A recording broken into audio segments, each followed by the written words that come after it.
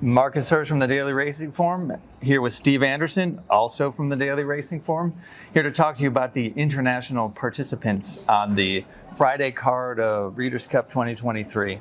And I think they will have an impact today, don't you, Steve? Huge impact on the Friday program. Okay. Up and down the main grass races. It's going to be a fascinating trio of races to watch, particularly in the Juvenile Turf. Okay, well, let's start with that. There aren't that many runners in the Juvenile Turf, but there are two key ones, right? River Tiber and Unquestionable. And I think so. Oh, yeah, Mountain Bear. I forgot about him. I always forget about Mountain Bear because I don't think he has much of a chance. Am I making a mistake there? No, not entirely. Okay. But I do think it's going to be fascinating to see what he can do because they did bring him along, and he's not necessarily a front-running horse, so he doesn't have a singular purpose here. So they must have think he deserves a chance. At some Maybe capacity. he has to go to California. That's a good point. I mean, look at this. Nice It's 80 degrees All outside. right. Okay, so to me, like, I've been trying to parse these two other Aidan O'Brien horses out. And Aidan O'Brien is what, won this 6 times, 5 times? That's Five correct. times. That's correct. Yeah, I mean, he always brings the right horses. I think both of these horses fit. And you probably agree with that. They both have a solid chance. Right. And which one do you prefer? Well, I think that Unquestionable has a mile experience, and I think he'll be very good in this race. He was second beaten a length in the big race in France last month. The Prix-Jean Lac Lugardère, I mispronounced that, of course, on good to soft ground, but he had some good races earlier in the year on good ground. Think he might enjoy the firm turf here. Okay, well, let me just interject for 1 second. These course designations from Europe are just bunk.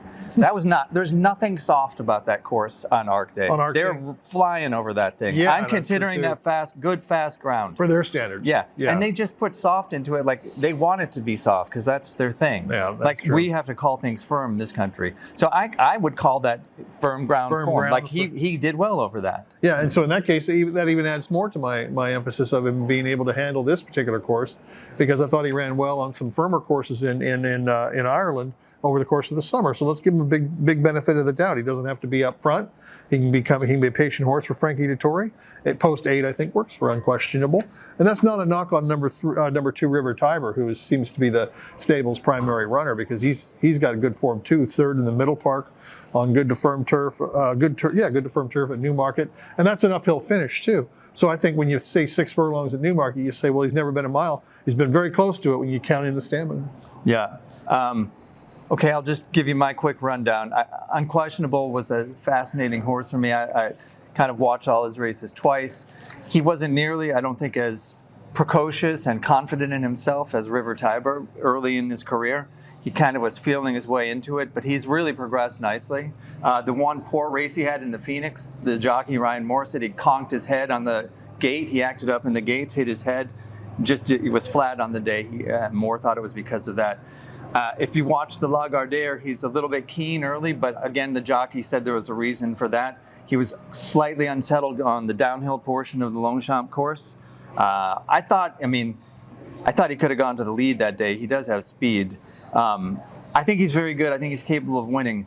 But in talking to Ryan Moore, and you shouldn't let the participants' opinions necessarily sway you, but he did have some serious explanations for River Tiber that he just wasn't quite right in his for 2 starts in a row. They didn't have him where he wanted to be. He had a minor setback before his race 2 races ago, and then he said O'Brien wasn't quite happy with him. He claims that he comes here in the best condition he's ever had.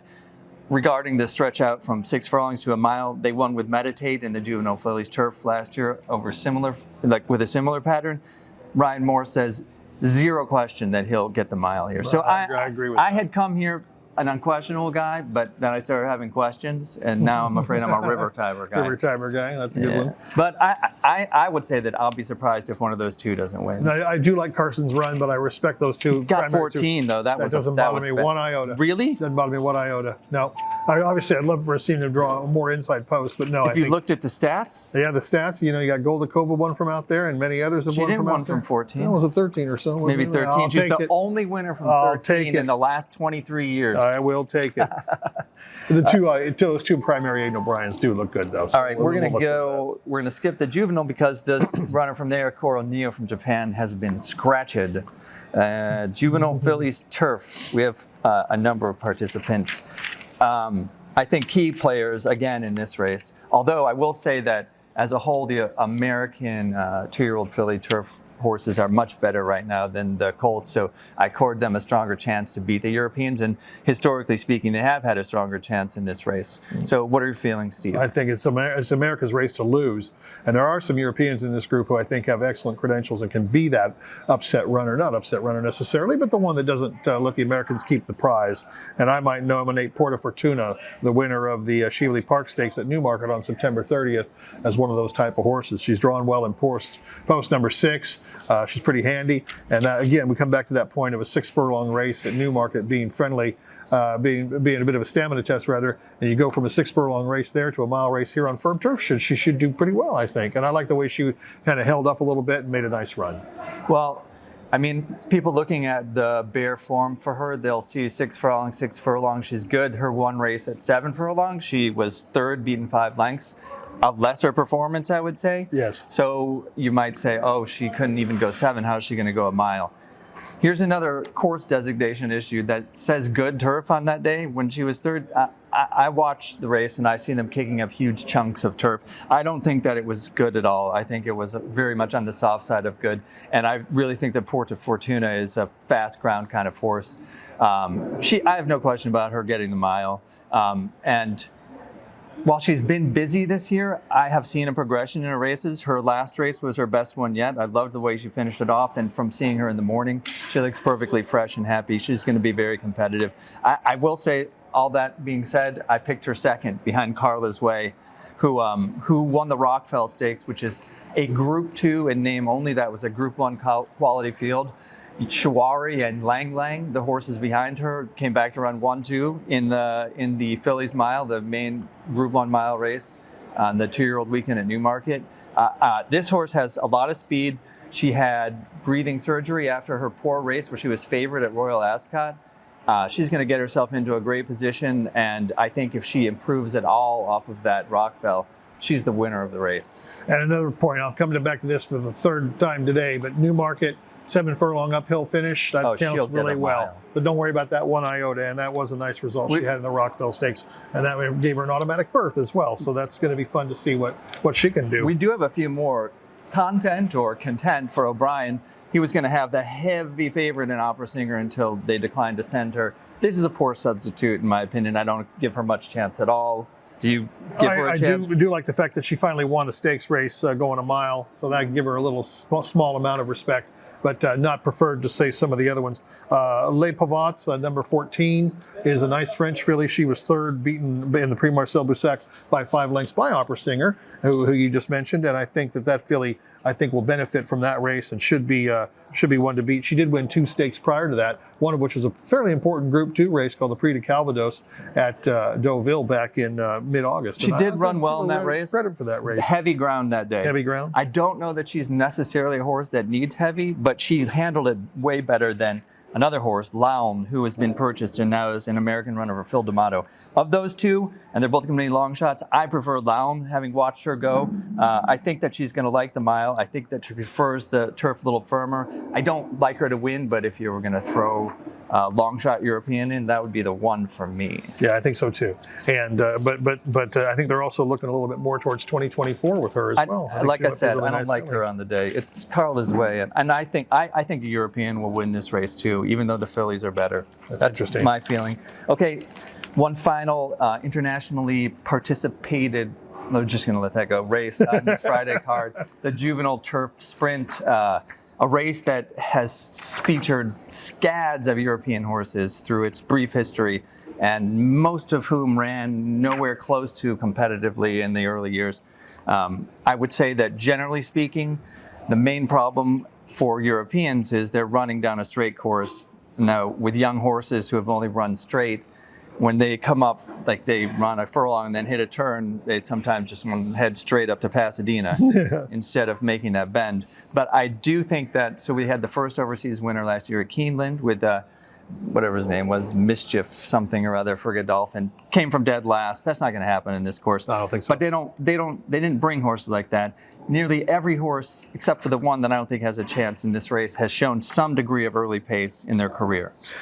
Yeah, I agree with you. I think there is a bit of a disadvantage for the European runners on the course layout section, but I'm also thinking that the American team is pretty doggone good too. So there's going to be some strengths within this group that might do that. Yeah, You prefer an American? I do quite like a few of those horses too. You make me feel like a Europhile today, Steve. Okay. Gee You're whiz. okay. Sorry about that. But like to mention the first European, Big Eves, Michael Appleby's horse, who's won 3 out of 5, won the Flying Childers going 5 furlongs last time out. Actually ran in the Nunthorpe against older horses, 14th of 16. Didn't beat, but It's just only a couple. bad race. Yeah, and then how many times we never see it in the United States where a 2-year-old runs against older horses. Well, you got what, 25 pounds, 30 pounds? Yeah, but you see it in Australia once or twice a year, but still, that's a rarity. So who would be your top one of the Euros? Well, of the Europeans, I might make an argument on behalf of Big Eves. I think that horse looks pretty good form. That's a nice win that it had very convincing style in an 8-horse field last time out. Tom Marcon was aboard. He's back aboard again this time too. So His first ride in America. Yep, that's interesting. A very,